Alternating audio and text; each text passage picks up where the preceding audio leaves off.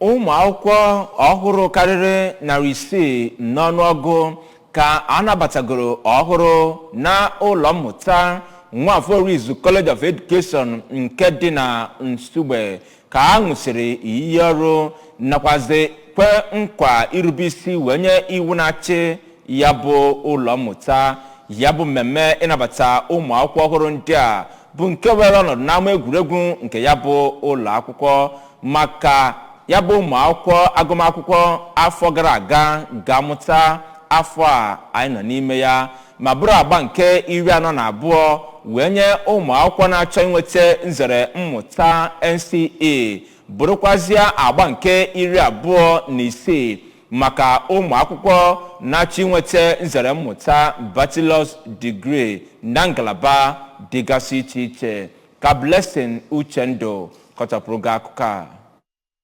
Ụlọ akwụkwọ Nwafọr Izu nke dị na Nsugbe bụ nke dịgoro kemgbe ma bụrụkwa nke nọ n'okpuru nnukwu ụlọ akwụkwọ mahadum Nsụka nke na-enyekwazi ndị na-agụ na Nsugbe asambo ndị nke Nsụka. Ya bụ mmemme nnabata bụ nke were ọnọdụ n'ogige ya bụ ụlọ akwụkwọ dị na Nsugbe bụ nke dọtara ndị agụmagụ dị iche iche, ndị nne na nna, ikwu na ibe yanakwazi ụmụ akwụkwọ ndị ọhụụ ahụ anabatara. Ka ọ na-agwa ụmụ akwụkwọ ndị ahụ pụtara n'igwe okwu ka onye vice chancellor nke mahadum Nsụka bụ ọkammụta Charles Igwe, onye nke onye dean faculty of education nke ya bụ mahadum bụ ọkammụta Joakim Omeje nọchitere anya ya. Ọ kụrụ ụmụ akwụkwọ ahụ ka ha gbaa mbọ gbadosie n'ebumnobi ha ji wee bịa ya bụ ụlọ akwụkwọ bụ nke iji wee bara onwe ha uru, bara nne na nna nakwazi ụlọ akwụkwọ ahụ uru. Ọ gakwa n'iru wee mee ka ha mata na ọ bụ ha gụchaa ya bụ akwụkwọ na a ga-enye ha asambo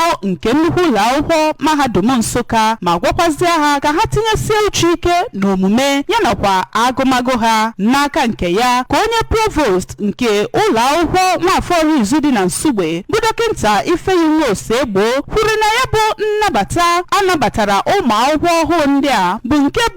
nke were ọnọdụ ọbụna dịka ha mesigoro ihe ndị kwesịrị ka ha mee wee bata na ya bụ ụlọ akwụkwọ. Ọ dụkwazi ha ka ha zere ajọ ihe niile dị iche iche ma na-ebi ezi ndụ yanakwa ezi omume iji wee wetazuo ebumnobi fa na ya bụ ụlọ akwụkwọ. Ụfọdụ n'ime ndị ahụ anabatara nke gụnyere Cynthia Sejus, Pascaline Ọnụọra, ndị nke nọ na ngalaba English Education yanakwazi Paulinus Chukwuemeka, onye nke nọ na Agric Education, kwuru na obi bụ ha sọ